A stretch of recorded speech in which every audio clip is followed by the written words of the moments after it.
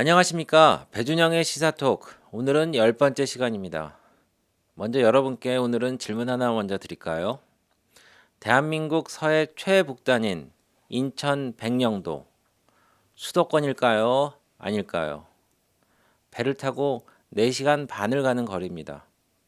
놀랍게도 정답은 수도권 맞다입니다. 대한민국 행정구역상 백령도는 수도권입니다. 서울특별시와 맞닿아 있는 인천광역시와 경기도가 수도권인데 이 백령도는 인천에 속한다는 이유로 수도권이 된 것이죠. 서울에서 백령도까지 직선거리가 얼마인지 아십니까? 자그마치 200km가 넘습니다. 서울에서 남쪽으로 전북 전주, 남동쪽으로 경북 김천, 동쪽으로는 강원 삼척보다도 먼 거리인데도 인천이라는 이유로 백령도가 수도권이라는 사실 정말 놀랍지 않으십니까? 그런데 문제는 백령도를 비롯한 서해오도와 강화도가 수도권으로 분류되어 지역 발전과 개발 사업 추진에 불이익을 받고 있다는 사실입니다. 바로 수도권 정비계획법 때문인데요. 약칭으로 수정법으로 불리는 이 법에 대해서 잠시 알아보겠습니다. 수정법은 지금으로부터 약 40년 전인 1982년 12월 서울과 인천, 경기인 그 수도권에 과도하게 집중된 인구와 산업을 적정하게 배치하기 위해서 제정된 법입니다. 쉽게 말하면 수도권 개발을 규제해서 균형 발전을 이루겠다는 것입니다. 수정법에 묶이면 대학과 같은 인구 집중 유발 시설 건립과 공장을 비롯한 공업 지역 지정이 제한됩니다. 또한 개발 부담금 부과, 기업에 대한 특별 세액 감면도 지방에 비해 적습니다.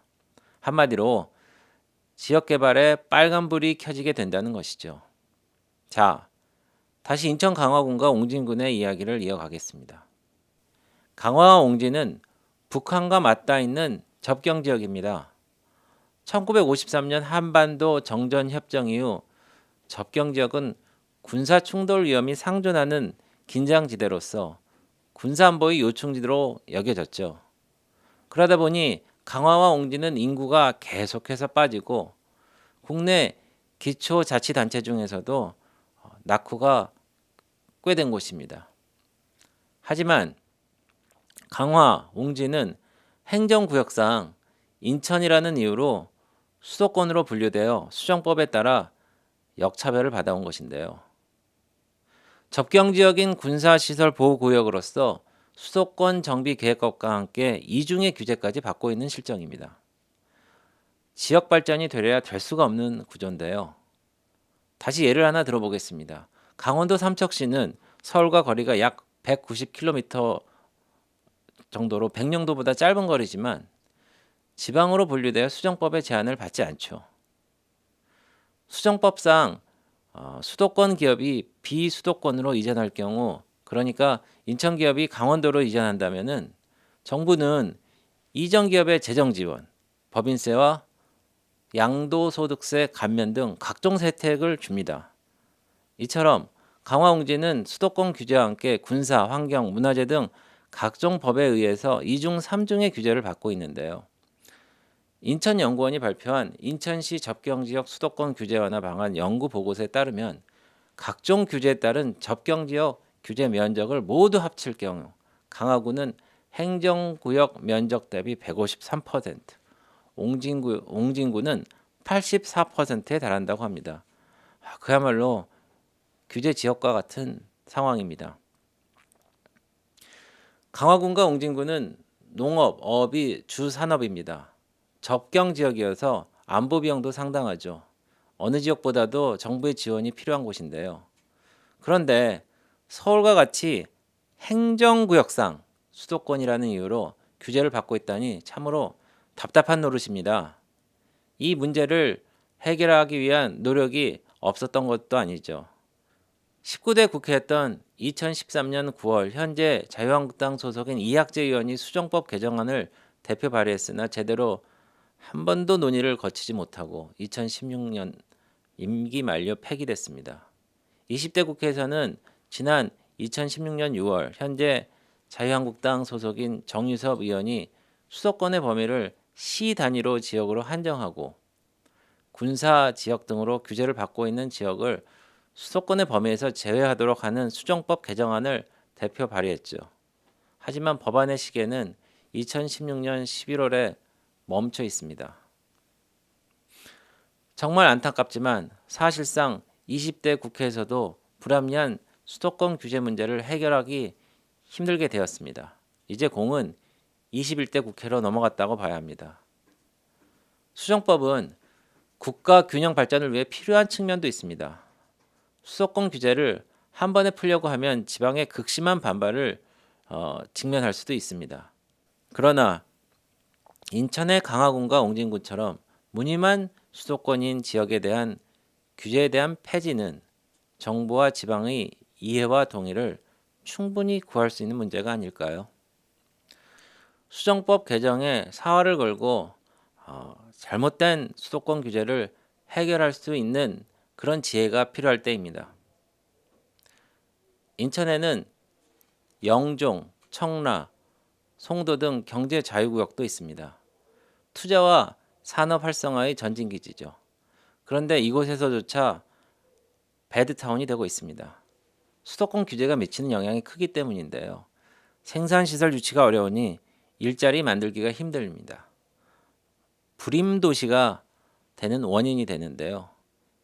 다시 말씀드리지만 인천의 일자리는 인천에 있어야 합니다.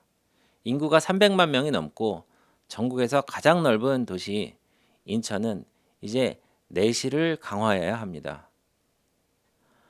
왜 영국, 프랑스, 일본을 비롯한 선진국이 이 수명을 다한 수도권 규제를 20여 년 전에 폐지해야 하는지 살펴야 한다는 뜻이죠. 1995년에 시작된 지방자치제가 이제 내년이면 25년을 맞이하지 않습니까?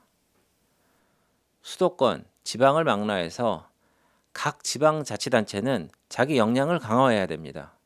자, 충청은 행정수도권이고 경남은 해양수도권입니다.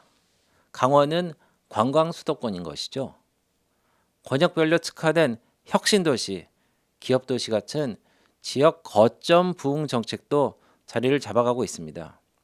이제 대한민국은 획일적인 규제를 폐지하고 세심한 지원에 나서야 합니다. 알려진 바와 같이 일본에는 고향 납세라는 것이 있는데요. 수도권에 사는 납세자들이 세액공제를 받는 기부를 자신이 원하는 지방자치대에 함으로써 수도권의 세금을 이렇게 지방으로 돌리는 제도입니다. 그러면 그 지역은 농수산물 등을 이 기부자에게 이 답례품으로 제공하는데요.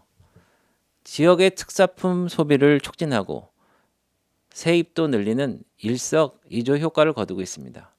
일본 총무성의 발표에 따르면 2017년 일본 지방자치단체들의 고향세 유치액은 우리나라 돈으로 무려 3조 7천억 원에 달한다고 합니다.